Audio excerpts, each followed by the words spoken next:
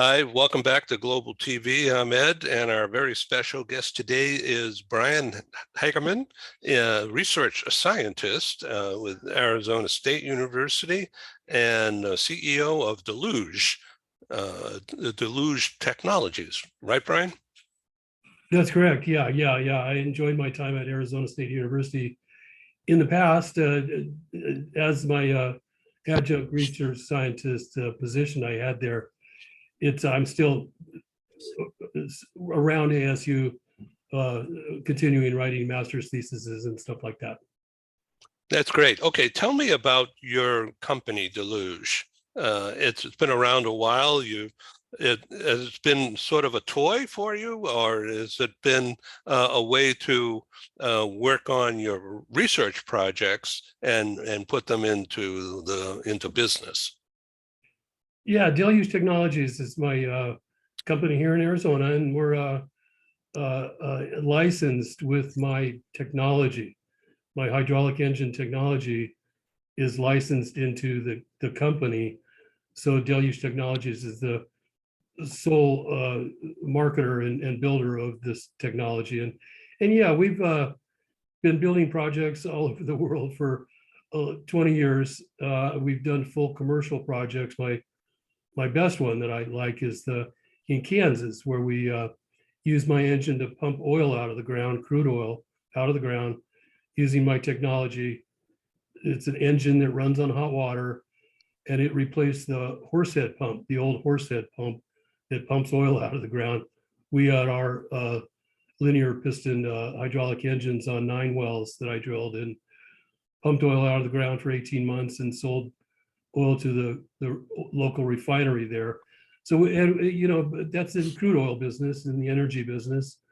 But we've also done water pumping test projects and desalination test projects. A lot of our projects have been with national laboratories and universities all over the world. So the situation in Lahaina, in Maui, that we're reading about today and hearing about is pretty awful. It's one of my favorite places to go in the world for years. And it's not there. So, and the footage that I saw showed no fire engines anywhere. And so that was really strange. Of course, it was wild, it was like a tornado of wind and fire. It's crazy. So on an isolated situation like that, if they were using your engine, for instance, to pump water, use water scientifically, could that theoretically, could it be set up so that there'd be enough torque, power to get water out of the ocean and use to put out a wildfire?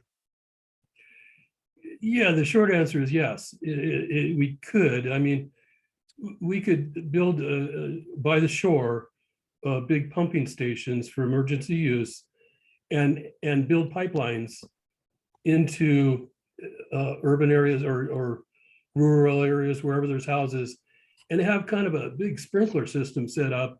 It's a huge sprinkler system that would cover mountainsides and valleys that catch on fire. We could put it out like your overhead sprinkler system.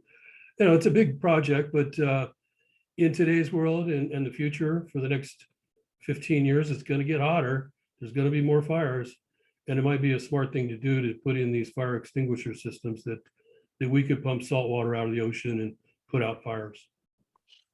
And that could be done over a long distance, I suppose.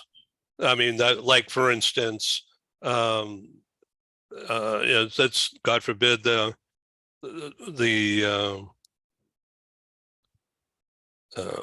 I'm losing my train of thought here, but fire in a remote area, say Southern California, which is away from the coast, 30, 40 miles, and the fires generally are in rural areas, and then they spread because of the winds.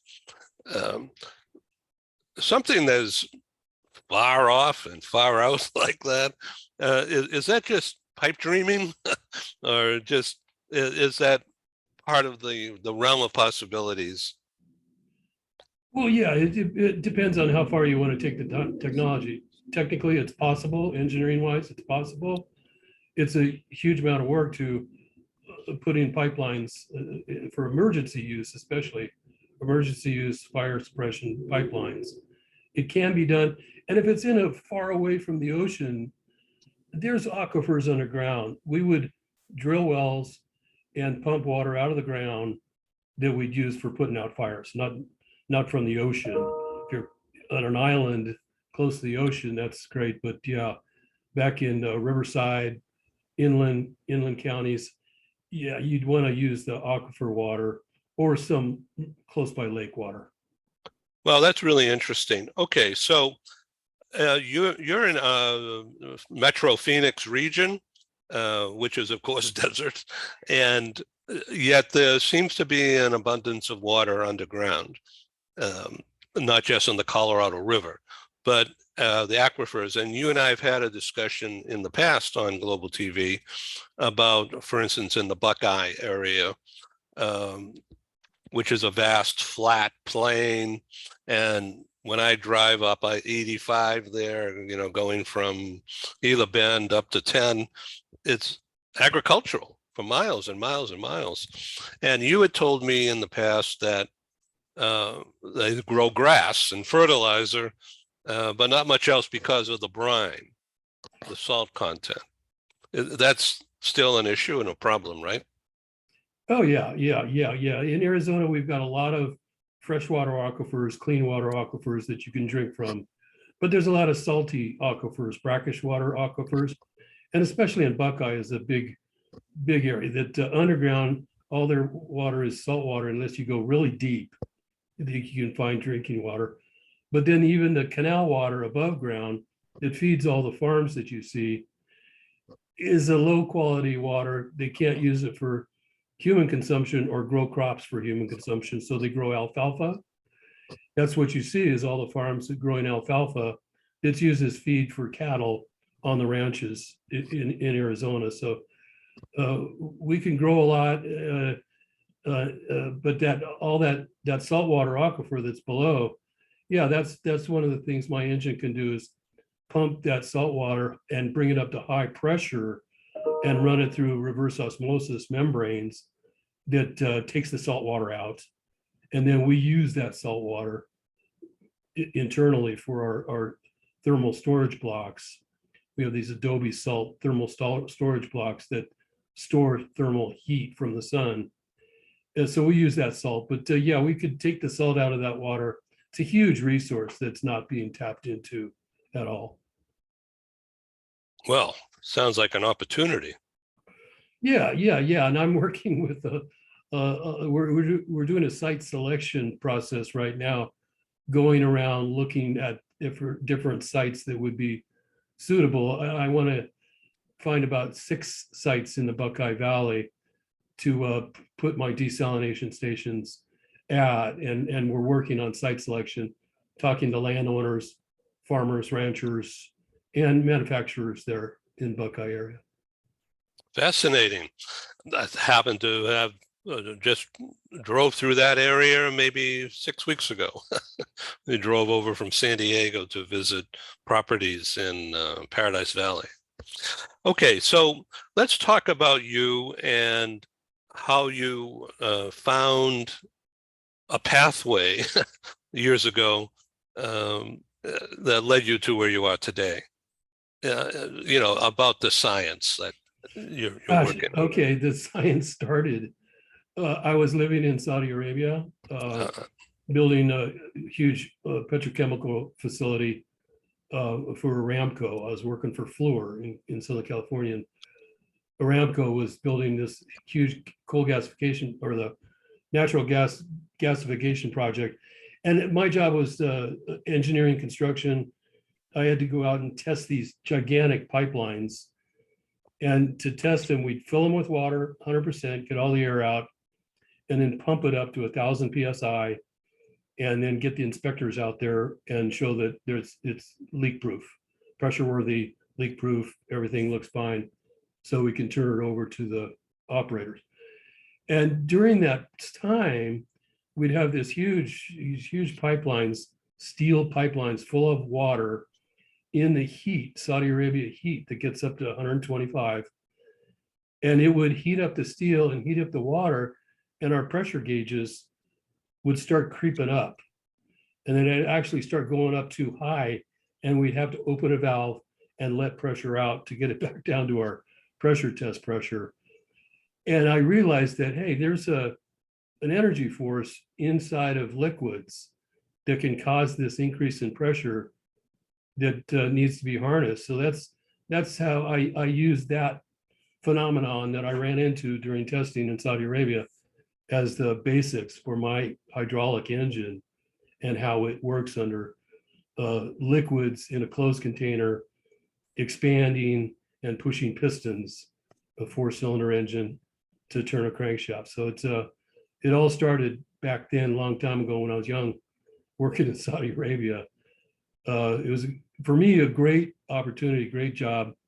Of course, the best part of living there was a 3-week vacation every 3 months with a ticket anywhere I wanted to go in Europe. So it was a great place for me to work. Interesting. That's an interesting life. Wow. So just yesterday on our program, we had 2 ladies, both were expats with their spouses in Saudi, working in civil engineering with Aramco. And the topic and the theme was repatriation of people from there back into the U.S. and all the issues that came with doing that. Yeah, there's a lot. I mean, I lived in Saudi Arabia for 2 years, and I lived in Indonesia for 1 year. And I'm from Southern California, born in Burbank, raised, lived in Irvine, and a typical Southern California kid living over there as an expat. That's what they called you, an expatriate, for that amount of time. And it was even stranger on Java. I lived on Java in Indonesia on the South Coast. And that was a culture shock, big time. But after a year, I got used to it and came back to the offices in Irvine and used to get in trouble for hanging out at the vending machines, which I hadn't seen a vending machine in a year. But yeah, repatriation has all kinds of little issues with that. Yeah, isn't that interesting? Okay, so let's talk about what's going on in Metro Phoenix now. I was reading somewhere that the governor signed some kind of a law that spending a ton of money on water resources. Well, our old governor, before he left office, he developed this grant of $1 billion grant to Arizona with it earmarked for desalination, basically. But then, as governments do, that money was not really granted out to the public. It was granted to one of our state agencies that runs our Water Infrastructure Finance Authority. And they have the funds and they loan it out to water companies in Arizona for water infrastructure projects. And so far, there's been about 150, 200 million that's been taken out of that fund and given to water projects that are just typical rural water projects that need new water pumps and maybe new pipelines and a new well or something like that. So it's being used, but not for the desalination purposes that I want to see it happen. Want to see happen. That they will. I've sent in a few proposals to the Water Infrastructure Finance Authority in Arizona, and they know I'm here. We're working on setting up a new private water company. We've got 200 private water companies in Arizona. I'm setting up a new private water company that specializes in desalination and converting the salt water to usable water. And so there's a lot of money there. It's just been a challenge. There's been people coming in from want to build the Mexican desalination project down at Rocky Point and pipeline clean water up here which would be very expensive. But that funding is for import of water or treating water within the state. So it's a huge fund. Typical government regulatory process and stuff, it's kind of gotten diluted a bit and is being used for good purposes. But in the future, we'll tap into it for desalination projects. But it's a process, like any government process. It takes a while. And my technology is what's called a disruptive technology. And it's not only disruptive in the marketplace, putting out usually a disruptive technology eliminates the need for an old technology. And in the marketplace, yeah, but it's also disruptive in the government. The government, usually likes to use boilerplate forms for all of their financing or collaboration. And we don't fit into that boilerplate. So they kind of have to adjust their policies to allow a new technology in. and we're working through that process where we're part of the policy that going forward will be used as a normal policy. Well, that's really interesting. You've mentioned in the past, and I've read on your site, some involvement with Mr. Goldwater as a person who, as a consulting go-to for information about working through agencies and. Yeah. Barry's a great guy, a friend of mine. He was actually an employee of my company for a while, a few years. And he's a great help. I mean, when I wanted to talk to Bruce Babbitt when he was Department of Interior Secretary, Barry's the type of guy that can open doors and go get those meetings to happen, which I did. But and he's a person in Arizona that is so recognizable. Everybody knows him. Everybody loves the Goldwaters, and he wants to help me in the future, and that he's helped me in the past with the Buckeye in particular, and getting me into to see the mayor. Oh, interesting. Fascinating. Okay, so now let's talk about what you're doing like this week, next week, next month, inside your company. Yeah, well, along with the site selection process, this is a process that's going to take 2 to 6 months of a site selection. We'll probably find one site within 2 months, but we're also developing the technologies for not just water use, but electric generation. Our technology, we have a design for a 1/4 acre site, about the size of a single family home, that would generate 125 kW that would be used for a charging station, an EV charging station, electric vehicle charging station. Yeah. So I'm talking to the utilities here to show them how we can have a brand name like in Southern California, it's Southern California Edison, SoCal. If you can have SoCal charging stations in the district there that they have their territory, you'd be able to go to a EV charging station that is the Southern California Edison charging station, and charge your car and put it on your electric bill that you pay once a month. So, and our system would be 100% solar powered, solar thermal powered, that would operate 24 hours a day and give your car 100% renewable energy is what everybody wants. If you've got an electric car, you'd prefer charging it with 100% renewable, sustainable energy. So that's what I'm doing, working on a couple different fronts in water and charging stations that will be, I think, a great idea for any utility to start building charging stations with their brand name on it.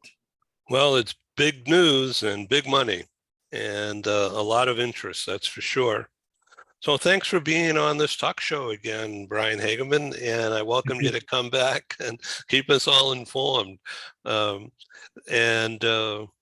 why don't you name your website? Is it just delugetechnologies.com?